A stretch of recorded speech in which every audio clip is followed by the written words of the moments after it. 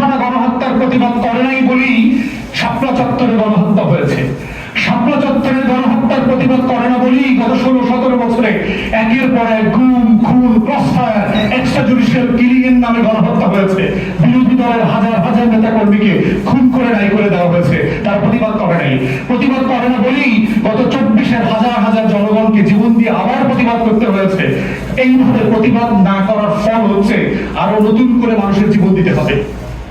তাহলে সেই হেফাজতের ম্যাসাকারে কিন্তু আমাদের ওলামায়ে কেরামদের ভূমিকা আছে। আগে থেকে তারা অন্যায়গুলোর প্রতিবাদ করে নাই, তারা মাঝারি পার্থক্যগুলোকে আহ্বান করে রাখছে।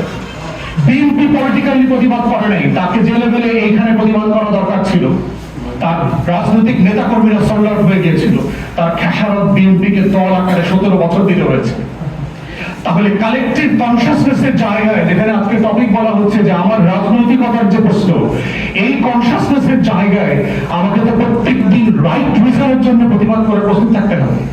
যদি না থাকেন তাহলে exactly you are expecting the same thing that happened to others in the past, সেটাই হবে, এর কোনো বিকল্প নেই। কিন্তু 24-এর মতো যদি আমরা প্রতিবাদ জারি রাখি তাহলে বাংলাদেশে আর কোনো ফ্যাসিবাদ তৈরি হতে পারবে না। চুপচাপ হয়ে যাবেন, আবার নতুন করে ফ্যাসিবাদের বীজ বপন হওয়া শুরু হয়েছে। দেখছেন অল্প অল্প করে ছোট ছোট গাছ, আরাকানপুরি পাতার মতো গাছ ছোট ছোট করে জন্মাই দিচ্ছে। যদি এখন থেকে নিরানি না দেন, এই গাছগুলো ফ্যাসিবাদের বট বৃক্ষ হয়ে যাবে আগামী কয়েক বছর পরে। এটাই হিস্ট্রি, বারবার তাই হয়েছে। তাই আমার পলিটিক্যাল, আমার যখন রাজনৈতিকতার প্রশ্ন আসছে, সেটা অধিকারের প্রশ্ন শুধু আমার না, কালেকটিভ রাইটস এর কোশ্চেন।